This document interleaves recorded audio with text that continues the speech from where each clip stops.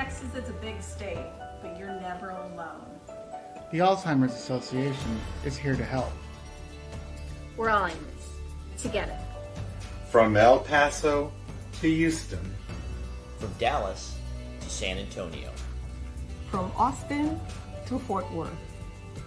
Check out the online offerings from your chapter. Stay home, stay safe. We're here for you, Texas. Day or night. Go to www.alz.org. Or call us at 1-800-272-3900. Your caring never stops, and neither do we.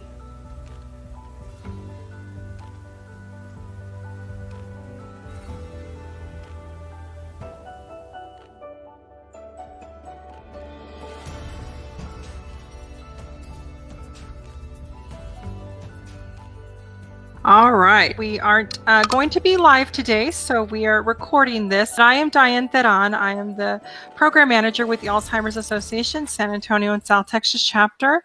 And here I'm going to introduce Ginny, and she's going to introduce our wonderful guest.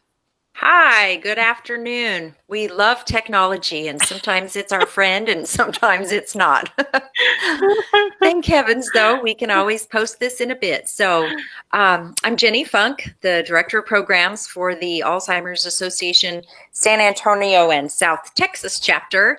And I guess this is about I think this is our sixth Pause and Ponder, where we're doing this weekly program to try to bring some positive messaging, some incredible guests, and just to have them share with us their take on everything, as well as, how are they doing during this pretty difficult time, and also not just taking care of themselves, but taking care of caregivers. So this week we invited Russell Gaynor, who I don't remember exactly how long you've been a volunteer with the Alzheimer's Association, but it's been many a year and many, many, many, many hours that you have volunteered your time. And so Russell is a healthcare professional with many years experience in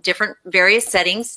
His professional experience includes working with and as crisis hotlines, as an adult probation officer, as a DWI Education Instructor, adult, adolescent, and children psychiatric hospital counselor, over 18 years in the hospice field, an adjunct professor teaching sociology and psychology, a private psychotherapy practitioner and national hospice consultant, hypnosis and guided imagery instructor, and a professional geriatric care manager. He is a licensed social worker, and he's also an active volunteer, not just with the Alzheimer's Association, but the American Cancer Society. And he's also past president of the Funeral Consumers Alliance of San Antonio. So welcome, Russell. My goodness. We could get into all kinds of things about your background because there's just so much. Indeed, but I think the thing that has been most rewarding for me, Jenny, really has been my work with the Alzheimer's Association. I was trying to figure out exactly when I started too. I know it's been more than 10 years, not quite 15, so it's somewhere in between that. But the impetus for my getting involved was being at a presentation somewhere and hearing the statistic that 60% of caregivers die before the patients they're taking care of. And that just was such an emotional blow to me, because that is so fixable. That's something that we can do something about. And me as a social worker, I thought I have the ability to try to make a difference in that area. And so that's what got me started in wanting to do something different. And I contacted the Alzheimer's Association. They set me up as a support group leader, and I've been doing the caregiver support groups since then. But it's just been a really phenomenal journey to talk with people who are in that role of caregiver, struggling with all the nuances that are a part of that role, especially when the person you're caring for has dementia. My personal life has been touched by that. My aunt had dementia, and I've walked my family with that journey until her death. And then, of course, doing the hospice work, I had a lot of opportunity there too. So Yes. there's a lot of things that I've done, but really this is the one that I find that I'm most passionate about, that I really want to step up and say, I am proud to be a volunteer for this organization, and I really am passionate about trying to do everything I can that would make a difference.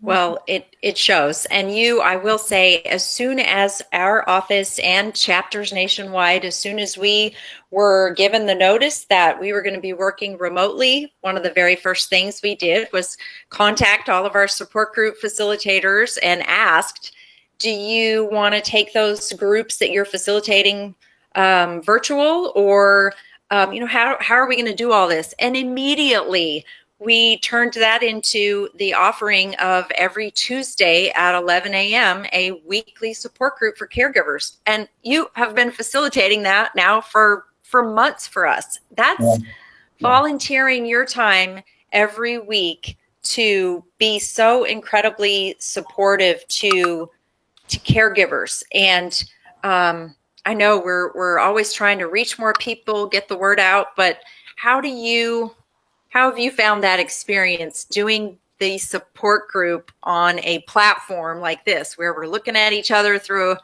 a screen? Right.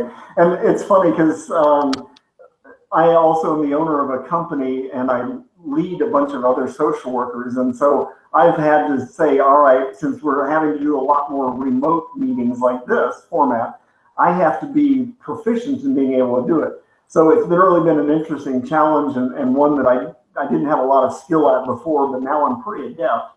But it is unusual. And one of the things for me personally that I find is when I am talking, I look right at the camera.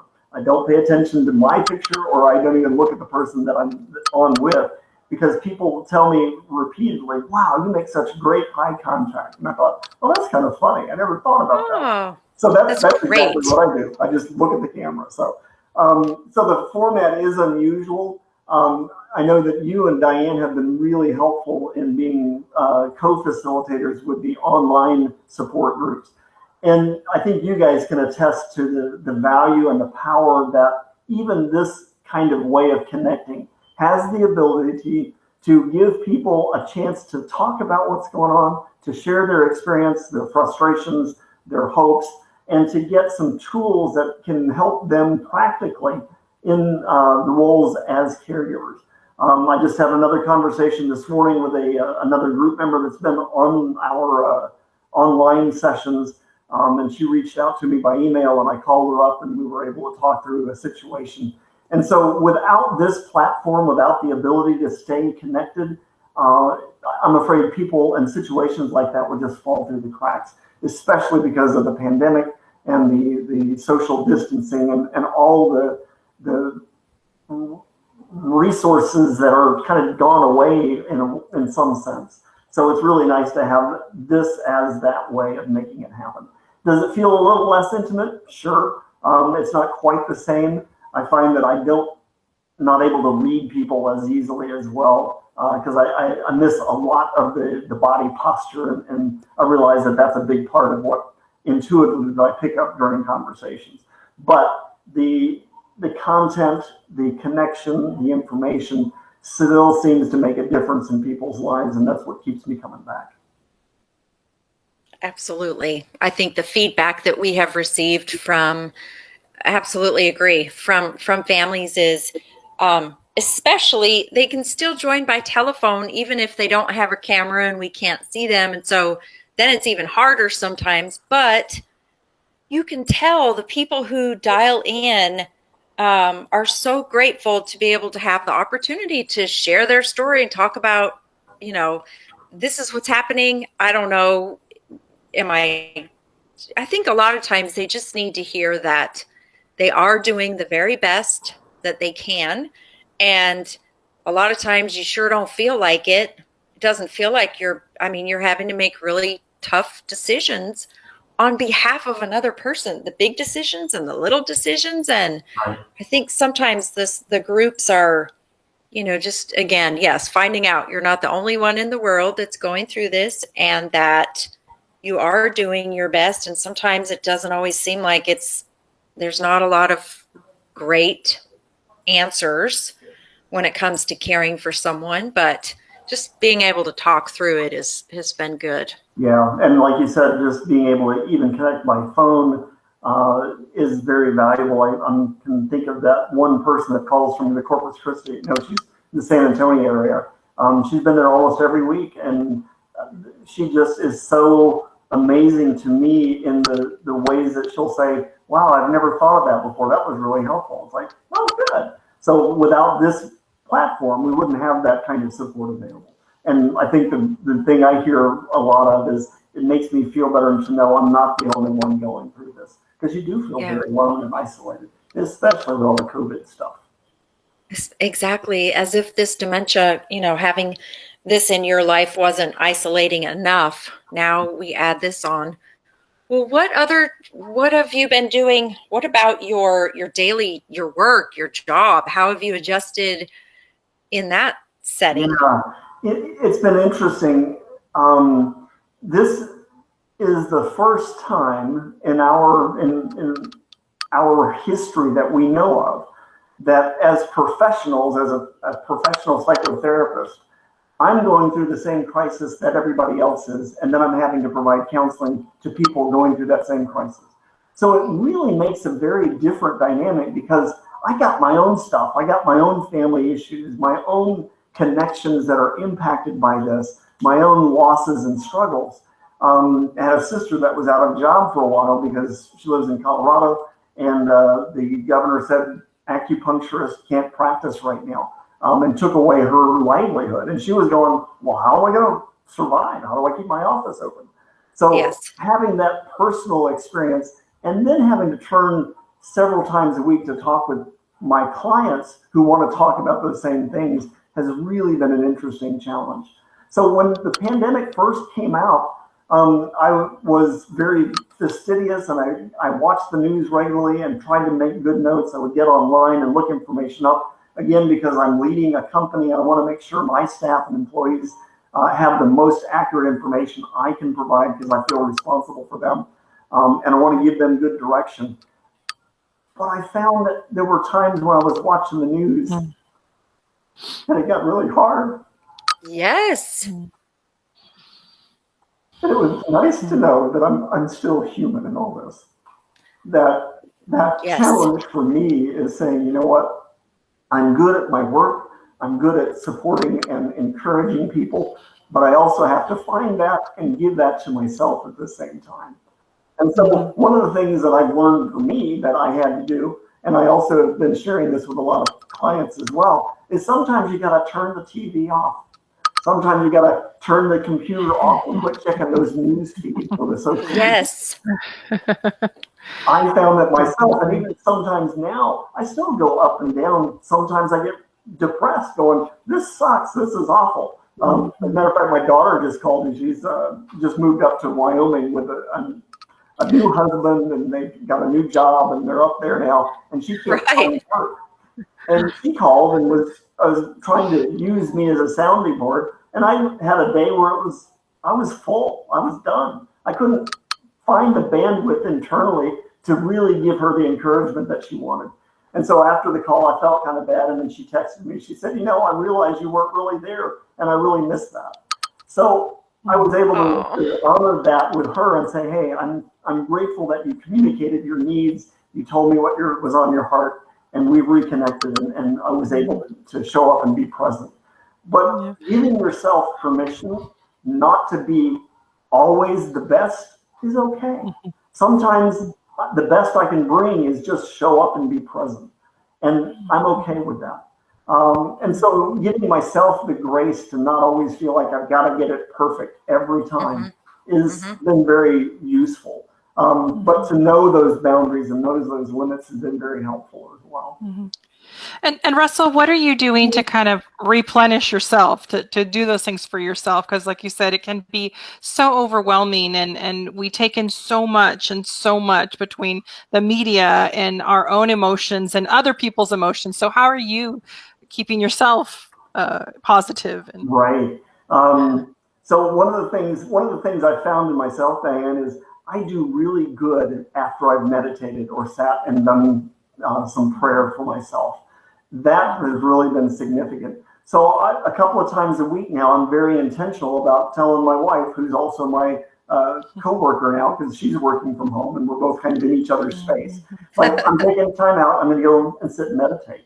And I go in and I've got my little area set up in my bedroom, and I turn my music on and I just disappear for about 30, 40 minutes. And that is a way of helping me to reground and recenter myself. The other thing that's been very helpful, and this is a technique I found on my professional training, especially when you're working with couples and couple therapy. And when you have a couple that, you know, sometimes you just get on this habit of always seeing the negative in the other person, is to stop and say, what am I grateful for? So being able to fall back on the research and the information that's out there about gratitude and keeping gratitude lists really makes the biggest difference for me in being able to stay on an even keel. Because sometimes I can get caught up in all the politics that are going on, especially with the Black Lives Matter issues that are very present in our society right now. And it's overwhelming because it's like, what is it that I can do? And I get mired in thinking about either what I can't do or, you know, how can I make a difference? And just saying, you know what am I grateful for in this moment? And so that was kind of a challenge, and I was going to walk you and Jenny through this real quick. So I want you to think of one example of something that's in your life that you're really grateful for. Maybe it's a Starbucks coffee, or maybe it's a neighbor or something, but one thing that you're really, really grateful for. So Okay. What would you give me? Jenny, what about you? Well, I would have to say my dog, which, you know, he's my coworker now. You know, it used to be where I would hit the door in the morning and look back, and he always gives me this guilty looking look, and oh my gosh.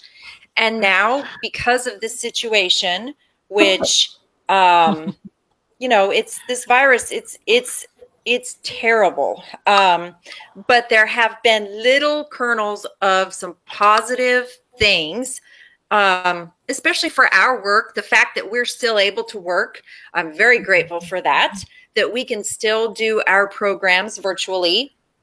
And for me personally, you know, I have a coworker here, and he just makes me laugh, especially if I get stressed out or I just really struggle, because I feel so much for what families are going through and the calls that we take and the groups and everything.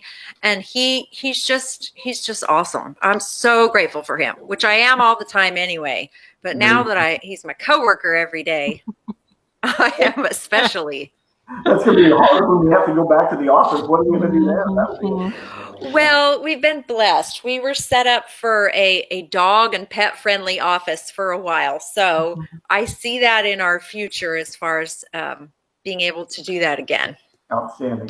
So Diane, how about you? What's one thing you're grateful for? Yeah, and it's funny. I think Jenny and I are on the same page in the animal part. But yes, I have 2 dogs that I am very, very grateful for. But I will add something else in that. I think I have a very supportive family, although my sister and I, so I have my sister here, but my parents, kind of extended family. It's just nice to be able to vent. It is, like you said, and Ginny has shared, is when you mentioned that this is the first time when I think as a nation as a whole, we're in it all together. It may be on different levels, but, you know, usually, and as a social worker as well myself, we empathize with people, and I may not always feel what they're going through or understand it, but I try to empathize that. And now I'm kind of in the same boat with a lot of people. So, you know, I have to deal with that. But you are so right, is if I don't have an outlet for that if we don't have an outlet to be able to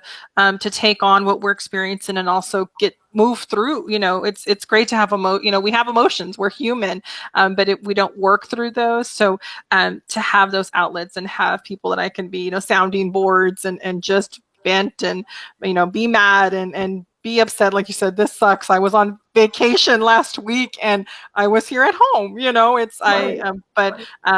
so yes, I'm very, very grateful for family and friends that I can have to support. Definitely. All right. So Jenny, you've got your dog. Diane, you've got your family. Now, you did say one thing, because of course I'm grateful for a million trillion things. He's just right here at my feet, so he's the first thing I thought of. So what I want you to do is I want you to find 2 people that are connected to that one thing that you're grateful for. What 2 people can you name that support you to have that one thing that are connected to that? So can you come up with 2? Go ahead, Jenny. 2 friends. Okay. For sure. Okay. That allow me to have him as such a great support. Yeah. Or I can think of the fact that I have a phenomenal vet that I'm so grateful for. All right. So I'm doing one friend and the vet. Yes. Okay. Got it. And Diane, absolutely. 2 things. 2 people that support you with making sure you got your family connected. Coworkers. I think coworkers have been helpful in that supporting. That it's good to have that, and also friends. I think just knowing that I have a close knit family, and acknowledging that and knowing that I have that support. Definitely. Got it. All right. So here's your homework then. I want you to write a note or a letter, or give them a call. Jenny, your one friend and the vet, and Diane, one of your coworkers and one of your friends, and tell them how grateful you are that they support you so that you can have that family or that dog. Got it. One of the things that we know about happiness is happiness comes from being able to give things that are important to us away. That each of us is looking for some way to feel like I matter in this world. And that's part of what COVID is taking away from us, is the ability to feel like I matter, I count. And so how cool would it be to get a letter from somebody saying, hey, I know you're just the vet, but you make it possible for me to have my dog. And I want you to know how grateful I am for that. That's so nice. It's a great way to think about it. Thank you for that, Russell. That's a great perspective to have. But you're right in the part that we've lost so much perspective in many things. And I like that you said, and I think we talked about it with, it was Elder Bryant, I think, that was on with the AME Church a while back. And we talked about the word intent, like we have to be, there has to be intent in what we're doing now, because we're losing so much control, or we feel like we're out of control of things, but that we have to have, it's gaining some control. But I like that, and also making sure that we are having that gratitude. I love that. I love that. Thank you for sharing that. There was a story that covered a guy who took this task to heart, and he said, and this was his example. He said, I want to be grateful for that cup of Starbucks. So he thanked the barista at the place that he bought his coffee from, and he went one distant, and he said, I want to thank the guy that delivers the coffee from the company they buy from. And so he had to find a way of getting a hold of that guy and going up to him and saying, hey, I really appreciate having this cup of coffee, and you are part of the chain that makes it possible for me to have it. And I want you to know how appreciative I am that you do your job and you make this happen for me. Thank you. And how cool that was. That's so cool. Is let's make sure that we're letting people know we're grateful for them. Absolutely. Okay, so what one thing you're grateful for, Russell? I am grateful that and you asked me earlier what I do to take care of myself. Besides meditation, I love the disc golf.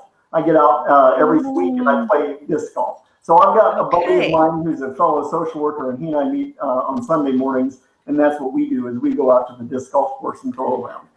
So I'm going to tell him, Paul, how grateful I am that he makes time to intentionally be with me, because it's something that I enjoy, but it also lifts my spirit and makes me feel like I matter.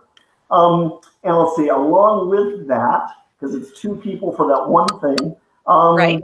I just joined a new disc golf. There's a private course in town. So I'm going to go and let them know how grateful I am that they've kept their course up and that they allow members to come and play there, because that gives me some place to disappear to when the whole city is shut down. Oh, that is fantastic. That is fantastic. I like that. We have some grateful, thankful cards to write, which I love cards anyway. So that's awesome. Well, I knew that this would fly by. Is there anything else? One thing. What is the name of your company? I don't know that I even said that in the introduction. And what your company does. Will you please share that? So we recognize there was a need in the community for providing counseling services to people who have limited access or limited ability to get out of their homes, which now with COVID certainly is kind of the majority of us. So our company is called Gainwell, Gainwell, 1L, Gainwell. And we are a group of psychotherapists who make house calls.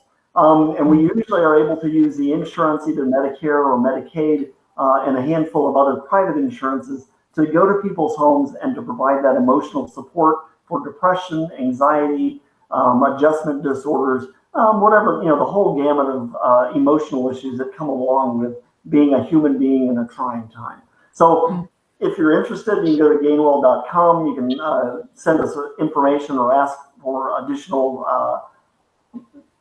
resources from us, and we'll be happy to help out. But it's through my work with the Alzheimer's Association that I have been able to say, you know what, that's what my specialization is working with people with dementia, especially focused on end-of-life care and geriatric issues. So that's what our company kind of does, is says, we see a need in the community. We see the people who are unable to get out for traditional office visits, and we wanted services to be available to them. So thanks for asking. Awesome, definitely. And I did have to share, because I know this is going to be, we're putting it on our Facebook, is to really thank you, Russell. I know when Ginny mentioned we had a quick turnaround when we were told we had to work remote and really move our programs and our support groups remotely. And you were doing our in-person groups and then shifted to help us with the Tuesday group. So we can't thank you enough for really helping us make sure that our services are still available to the community. And so for those that we are going to continue as long as you will also have us, but every Tuesday from 11 to noon. And you can find that group on the alz.org/CRF Community Resource Finder that Russell is helping facilitate that caregiver support group every week, every Tuesday from 11 to noon. So definitely please join us, because the wonderful things you see in this small piece are even magnified when Russell helps facilitate our group. So thank you so much for what you're doing. My pleasure. Thanks for the ask. Definitely. We are infinitely grateful to you, dear. Likewise. Well, again, you bring a lot of joy to my life. Thank you. Thank you so much. And so again, we will have our Pause and Ponder. We have it every Wednesday starting at 3. And next week, we're going to have the pleasure of having Miss Amy Standridge from Oak Song Music Therapy. So, again, we're trying to find all ways, and music is one that is a way to communicate and also, kind of help us feel better and connect. So she's going to be joining us next week to hopefully sing some songs and talk about music therapy that she does. So and Amy does a great job. I've worked with her before. So she's going to be wonderful. She's amazing. Thank you so much. Thank you again, Russell. Thank you for for joining us. Thank you, Ginny. Thank you. Take care. Be well. Bye-bye. Bye. Okay.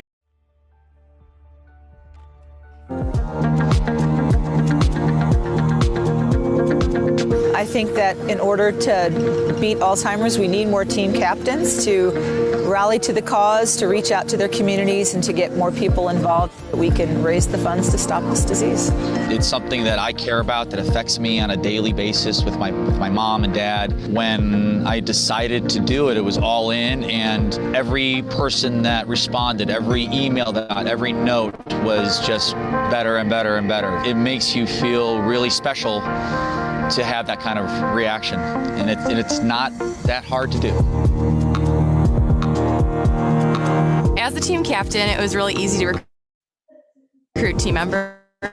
Once I started talking about the disease, it was crazy how many friends and family have been affected by it also. It wasn't difficult. I started with emails, and then I went to social media, and then word spread, and now everybody who did it the first year's family and friends also are on the team.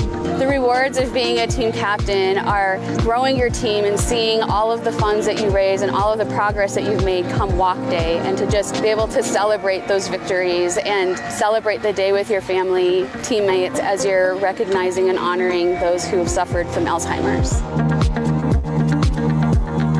We have to find a cure, and having a team and raising funds helps support families, caregivers, helps fund research to find a cure. There's a certain amount of catharsis, there's a certain amount of therapy for yourself when you know that you're giving back to something and doing whatever you can to, eradicate this disease.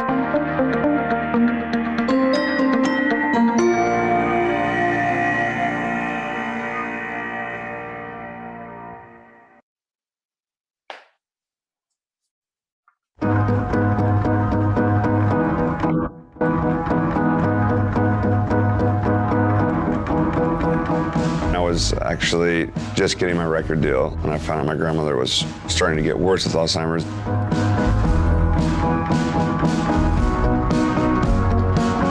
I still see her face in the crowd now, even though she's not here anymore. My mom has Alzheimer's. She's had it for 13 years. My connection to Alzheimer's is my grandfather. My grandmother is going through this as well right now. Song is what can really be a remedy for the hard times that surround Alzheimer's. I picked the song If My Love Could Kill. Dock of the Bay. Hello in there. Backwards breathing. Dreaming My Dreams. Annie. Stand By Me. Raymond was the song I wrote about my grandmother. I wrote Hard to Grow Up, and it was pretty close to after the time I lost my mother. I was just writing these songs for me, and when they have a resonance with people's lives, then that's an unexpected bonus. When people hear this song, I just hope that they don't feel alone. When you're going through things, when you're not at your strongest point, you want somebody to be there for you. A lot of times things seem insurmountable, and you hear a great song, and all of a sudden you feel like, okay, this is doable. This is something that we can handle. Music has the power to make people feel that way. Music's powerful like that. It lights something, it ignites something. It's some kind of magic. It's the magic of music. Hey dude, don't make it bad. Take a sad song and make it better. It's a possibility, a potential in all of our lives. Whatever research we can do at this present time is absolutely important. If they could find a cure, it would be heaven. I think awareness is the key to everything. And if music can help with that in any way, that's a very special thing for an artist. We're going to find a day when Alzheimer's is no more, and we will sing a lot more songs about it.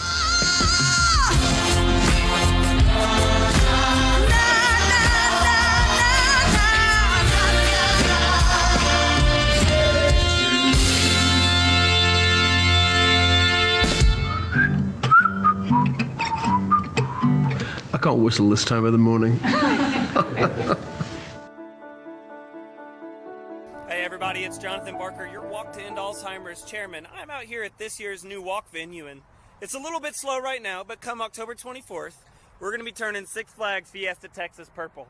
I'm very excited about this new opportunity, and I'm even more excited to announce that not only is the walk going to be inside Six Flags, but they're offering us free parking for all participants, as well as the option to purchase a half-price ticket to stay for the rest of the day. We're really excited about the opportunity to grow, and we look forward to seeing you out here at the walk on October 24th. Y'all have a great day, and we'll see y'all soon.